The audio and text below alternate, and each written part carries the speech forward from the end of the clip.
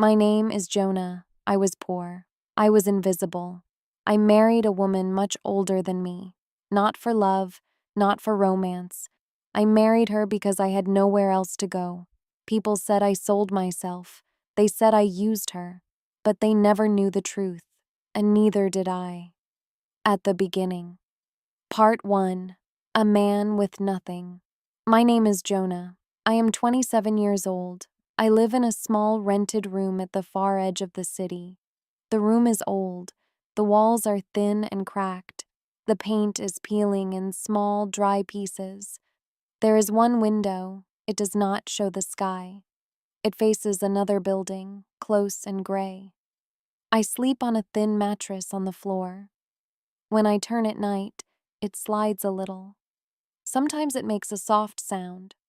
That sound reminds me that I am alone. I own one chair, one small wooden table. No pictures, no mirror, no clock. I know the time by the noise outside. In winter, the room is cold. The wind comes through the window frame. I wear my jacket even when I sleep. My breath feels heavy in my chest.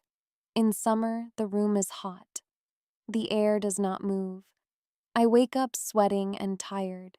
Every morning, I wake up before the sun. I do not use an alarm. My body wakes me. I sit on the mattress for a moment. I listen. I hear buses starting. I hear people walking fast. I hear doors closing. People are going somewhere. I am just getting up. After a moment, I stand.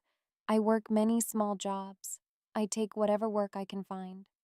Some days I carry boxes for shops, heavy boxes. My arms shake, but I keep going. Some nights I clean offices, big empty rooms, bright lights, quiet halls. Sometimes I fix broken shelves or doors. Sometimes I sweep floors. Sometimes I do nothing because no one needs me. When I work, my body hurts, my back aches, my hands burn. When I do not work, my heart hurts. Those days feel longer. The money is always small. It is never enough. Rent comes first. Food comes after. I eat bread, rice, eggs when I can afford them. Sometimes I eat soup from a street stall. Sometimes I skip dinner. I do not go to cafes. I do not buy new clothes. I do not go anywhere just to enjoy myself. I walk past restaurants and look inside. People sit and talk. They laugh. They drink warm things. I keep walking. I have no family here. My parents died when I was young. There was no money. There was no one to help me. I moved from place to place when I was younger. I learned not to stay too long. I learned not to ask for much. People forget you faster when you are quiet. At night, I lie on my mattress and look at the ceiling. The ceiling has a long crack. I know its shape very well. Sometimes I think about my life. Sometimes I do not think at all. Thinking too much makes it harder to sleep. I close my eyes and wait for morning. This was my life. And for a long time, I believed this was all it would ever be. One afternoon, I was working inside a large public building near the city center. It was a research building. People came there to read, to write, to think. The building was quiet. The floors were clean. The air smelled like paper and old books. I was fixing a broken shelf near the wall. My hands were dusty. My shirt was old and faded. I had been working there for several days already. I did not talk much. No one talked to me. That afternoon I felt tired. My back hurt. My fingers were stiff. I stood up slowly and stretched my arms. That was when I saw her. She walked down the long hallway in front of me. She did not rush. She did not look at her phone. She did not speak to anyone. She wore a dark coat. Her shoes were flat and simple. Her hair was tied back neatly. Her face was calm, not smiling, not sad, just calm. She walked as if she had nowhere else to be, as if time waited for her. She stopped near a large window at the end of the hall. She stood there and looked outside. She stayed very still. I do not know why, but I stopped working. I watched her. The hallway felt quieter than before. Even the sound of my breathing felt loud. After a long moment, she turned her head. She saw me looking at her. Our eyes met. She did not smile. She did not look away quickly. She nodded. It was small, almost nothing. Then she turned and walked away. I stood there for a moment, holding my tools. My hands felt strange. My chest felt tight. I did not know her. I had never seen her before. But something had changed. I went back to my work, but my movements were slower. My thoughts felt heavy. That evening, when I returned to my small room, I thought about her face. Not in a romantic way, not in a hopeful way, just quietly. The next day, I worked in the same building again. I carried boxes from one room to another. The building was busy that day. People moved back and forth with papers and bags. She was there again. She sat at a long table covered with books and documents. She wrote slowly. She stopped often, as if she was choosing each word carefully. She did not speak to anyone. No one disturbed her. People passed her table quietly. I worked nearby, lifting boxes and stacking them against the wall. After some time, she stood up. She walked toward me. "You work very hard," she said. Her voice was low and steady, not loud, not soft. "Yes," I said. That was all I could think to say. She looked at my hands. They were red and rough. Dust clung to my fingers. She nodded once. She walked away. I thought that was the end of it. A few minutes later, she came back. She placed a bottle of water on the table near me. "Drink," she said. I froze for a moment. No one had ever offered me water at work before. I looked at her. She did not wait for my answer. She walked away again. I picked up the bottle slowly. The water was cold. I drank it carefully. It felt good in my throat. Something warm moved inside my chest. I pushed the feeling down. After that day, it started happening more often. Sometimes she brought water. Sometimes she brought a small meal, bread, fruit, soup in a simple container. Always quiet, always simple. She never asked my name. She never asked where I came from. She never stayed long. She would place the food near me, nod once, and leave. At first, I felt uncomfortable. I felt like I did not deserve it. Then, slowly, I got used to it. I began to wait for the sound of her steps in the hallway. When I heard them, my chest felt lighter. I did not understand why.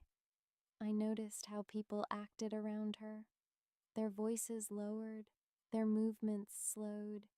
She never raised her voice. She never demanded attention. It followed her naturally. She spent long hours reading, writing, thinking. Sometimes she walked outside into the small garden near the building. Sometimes she stood by the window and watched the sky. I wanted to ask her questions. Who she was. Why she was always alone. But I was afraid. I was only a worker, and she was something more. Part 2. Kindness without questions. After a few days, I stopped counting how many times she came by. It felt normal now. Some days she brought water, some days she brought food. Always simple, never too much. She never asked me to sit. She never asked me to talk. She only nodded and left. I began to notice small things about her. She always walked slowly. She never seemed rushed, even when others around her moved fast. She wore the same kind of clothes, dark colors, simple shoes. Nothing about her tried to stand out, but people noticed her anyway. When she entered a room, voices softened. People stepped aside without being told. Some nodded at her with respect. She never reacted. She did not smile more. She did not change. She was the same. One afternoon, I was cleaning a wide hallway near the back of the building. The windows there were tall. Light fell across the floor. She was standing by one of the windows again. This time, she was holding a book. She was not reading it. She was only holding it. I finished my work and stood for a moment, stretching my back. She turned toward me. "Do you like reading?" she asked. Her question surprised me. "Yes," I said. "I think so." "When was the last time you read a book?" she asked. I thought for a moment. "When I was young," I said. "In school." She nodded slowly. "I have many books," she said. "If you want, I can lend you one." I did not answer right away. "That is kind of you," I said finally. She nodded once and walked away. That night, I thought about books. I had not thought about them in years. The next day, she left a book on the table near where I was working. It was not big. The cover was worn. I picked it up carefully. "There is no hurry," she said. "Read when you can." I thanked her. She walked away. I carried the book back to my room that night. I placed it on my table. The room felt different with the book inside, less empty. I read a few pages before sleeping. The words were simple. The story was quiet. I slept better that night. Days passed. She continued bringing small things: food, books. Sometimes she asked simple questions. "How was your work today?" "Are you tired?" "Did you eat?" I answered simply. She never asked about my past. She never asked about my family. I did not ask her questions either. It felt safer that way. I started to notice how alone she was. People respected her, but they did not stay with her. They listened, then left. She spent most of her time alone, at the table, by the window, in the garden. One evening I saw her sitting outside on a bench. The sun was going down. The sky was orange and gray. She looked tired. I hesitated, then walked closer. "Are you okay?" I asked. She looked up at me. "Yes," she said. "Just thinking." I nodded. We sat in silence for a moment. The silence did not feel heavy. "I see you here every day," she said. "You never complain." I shrugged. "Complaining does not help," I said.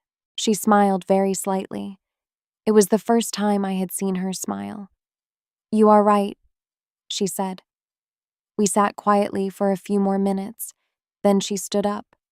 "Thank you for sitting with me," she said. I watched her walk away.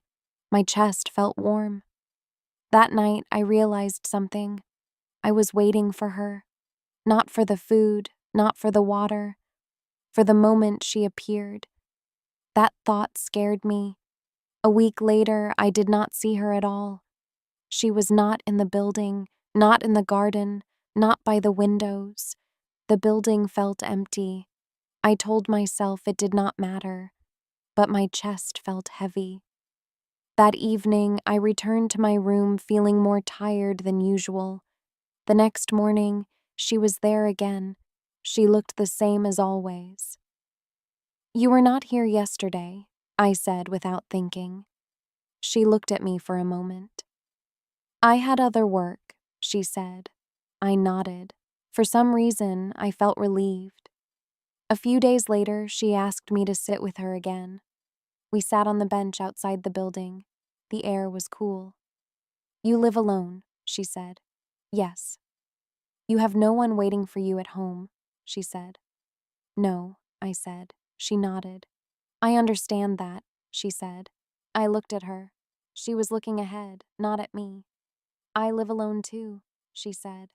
"My house is very quiet." She paused. "Too quiet." I did not know what to say. She took a breath. "I want to be honest with you," she said. I turned toward her. "I see you every day," she said. "I see how you work. I see how tired you are." I waited.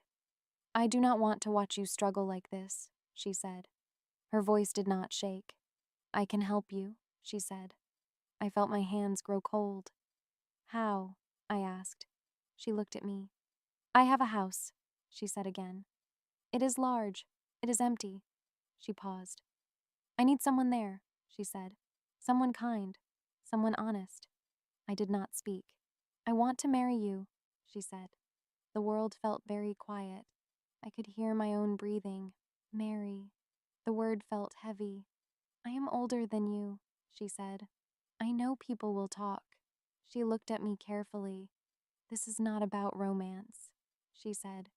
This is about safety and companionship. You will have a home, she said. Food, stability. You will owe me nothing, she said. No duties, no demands. I stared at the ground. My heart was beating fast. That night, I could not sleep. I lay on my mattress and stared at the ceiling. Marriage, with a woman I barely knew. I thought about my empty room, the cold, the hunger. I thought about her calm face, her steady voice. I felt shame. I felt hope, both at the same time. The next morning, I went back to the building. She was there, sitting by the window. I stood in front of her. I thought about what you said, I said. She looked up at me. I will not rush you, she said. You can say no. I took a breath. I will say yes, I said quietly. She did not smile. She did not move. She only nodded. Thank you for trusting me, she said. That was the beginning of everything. Part 3: A Quiet Marriage and a Silent House. After I said yes, nothing changed right away. She did not tell me to stop working. She did not tell me what to do. The days continued as before. We spoke less after that, not because of fear, because we were both thinking. Sometimes we sat in silence on the bench. Sometimes we did not sit at all. A week later, she spoke again. We will not make this loud, she said. No party, no celebration. I nodded. I do not like noise, she said. And I think you do not either. I nodded again. We will sign the papers, she said. We will wear simple rings. That is all. That was all. The day of the wedding came quietly. The sky was gray. The air was soft and cold. I wore my cleanest shirt. It was old, but I washed it carefully. She wore a dark coat, the same kind she always wore. We stood inside a small office. There were 3 other people there. I did not know them. They looked at us with curiosity, some with kindness, some without. The man who signed the papers spoke softly. He asked simple questions. We answered. We placed rings on each other's hands. The rings were thin and plain. No one clapped. No one smiled widely. It was over. She looked at me. Are you okay? She asked. Yes, I said. I was not sure if it was true. We left the building together. Outside, people walked past us without noticing. Nothing had changed for them, but my life had turned in a quiet way. She drove us to her house. I sat in the car and looked out the window. My hands rested on my knees. The streets grew quieter as we moved farther from the center. Her house stood behind a low gate. It was old but strong. The walls were light in color. Trees grew around it. The leaves moved slowly in the wind. This is my home, she said. It is yours now, too. I stepped inside. The house was quiet, not empty quiet, but deep quiet. The air smelled like wood and paper. Books lined the walls in every room. The floors were clean but worn. The windows were large. Light filled the space. She showed me to a room at the end of the hall. This is yours, she said. The room was simple: a bed, a table, a chair, clean, warm. You should rest, she said. You can unpack later. I nodded. She left me alone. That night, I lay in the bed and stared at the ceiling. The bed was soft, the room was warm, but I could not sleep. I felt like a guest, like someone who did not belong yet. I listened to the house. It made no noise, no traffic, no shouting, only silence. The next morning, I woke early. I walked to the kitchen quietly. She was already there. She was making tea. "Good morning," she said. "Good morning," I replied. We sat at the table. We drank tea in silence. It was not uncomfortable. It was gentle. "You can take time," she said. "There is no hurry." I nodded. Days passed slowly. I did not work for a while. She told me to rest. "You have worked enough," she said. I helped around the house instead. I cleaned. I fixed small things. She spent time reading and writing. Sometimes she walked in the garden. Sometimes she sat by the window. She never came into my room. She never crossed that line. I felt safe, but also unsure. People began to talk. I noticed it when I went to the market. They looked at me. They whispered. "That is him," I heard once. "He married her." I kept walking. Another day, I heard more. "He did it for money," someone said. "He is using her." The words stayed with me. I felt shame. That evening, she saw my face. "Did someone say something to you?" she asked. I hesitated. "Yes," I said. She nodded slowly. "They will talk," she said. "They always do." She placed her hand on the table. "You do not need to defend yourself," she said. "I know who you are." Her voice was calm. The shame in my chest softened. Weeks passed. We began to talk more, not about the past, not about the future, about small things, food, weather, books. Sometimes we laughed quietly. The house felt warmer.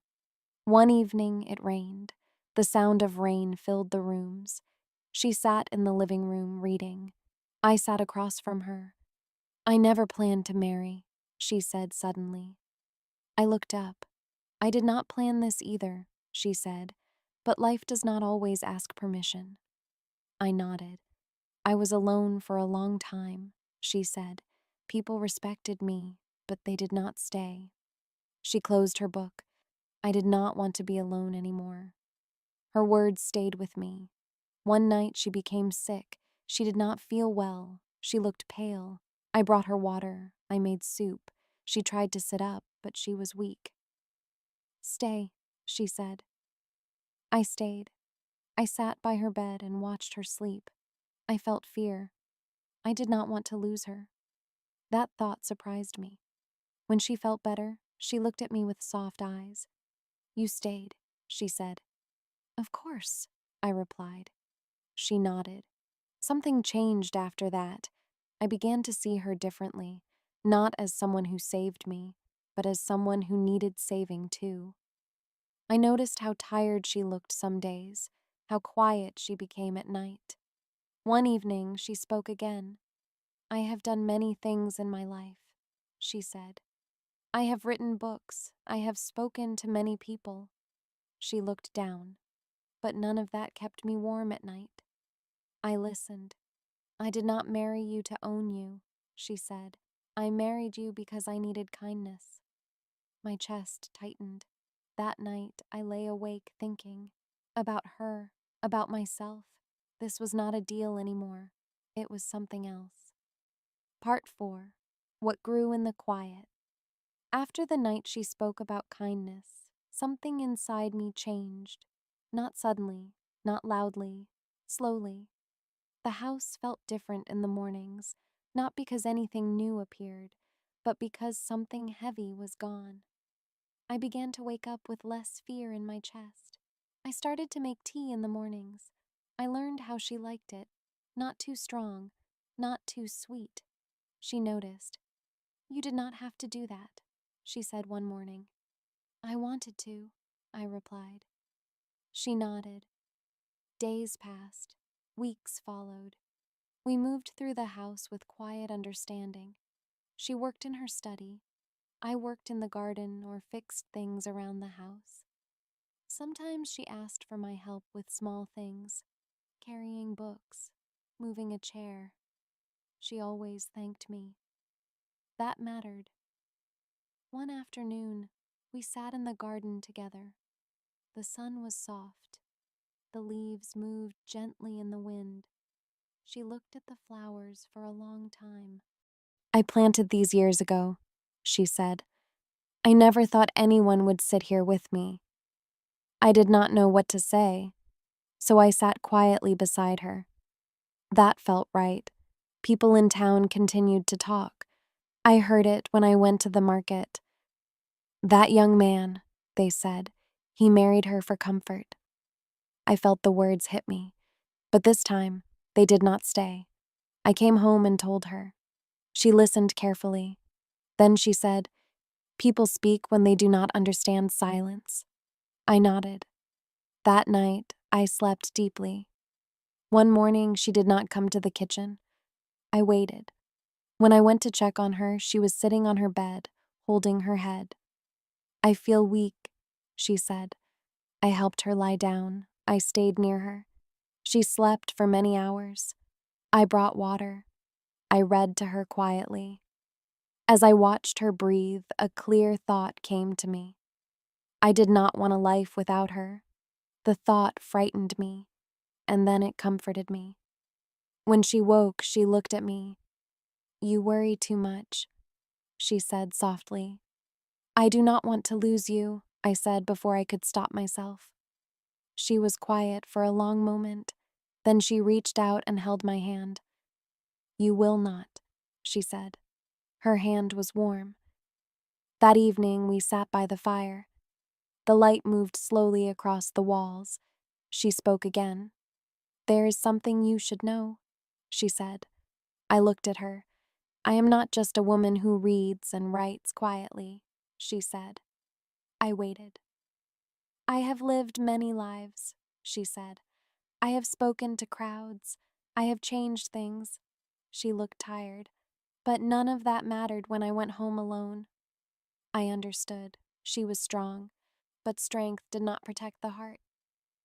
A few days later, we went into town together. People looked, some whispered. I felt their eyes. This time, I did not lower my head. I walked beside her. She walked calmly, as always. At the market, two women stood near us. "She took him in," one whispered. "He stays because of comfort." I stopped. I turned and looked at them. I did not speak. I only looked. They looked away. We walked on. That night, I said, "I stayed at first because I had nowhere to go." She nodded. "I know," she said. "I stayed later because I felt safe," I said. She nodded again. "And now," I said slowly, "I stay because I choose to." She looked at me for a long time. Her eyes were wet. "I hoped," she said, "but I never asked." The first time I said the words, they felt small. "I love you." I expected fear. Instead, I felt calm. She closed her eyes. When she opened them, there were tears. "I love you too," she said. Not loudly, not dramatically. Truth does not need volume. Life after that did not change much. We still ate simple food. We still lived quietly, but everything felt lighter. We laughed more. We touched hands more. Sometimes we sat together without speaking. That was enough. Seasons changed. The garden grew full, then quiet again. We worked side by side. She showed me her writing. I showed her how I fixed things. She listened to my thoughts. I listened to hers. No one led, no one followed. One afternoon, I brought her tea again. She smiled and said, "You have learned well." I smiled back. "I had a good teacher," I said. She laughed quietly. Sometimes I think about my old room, the cracked walls, the cold nights.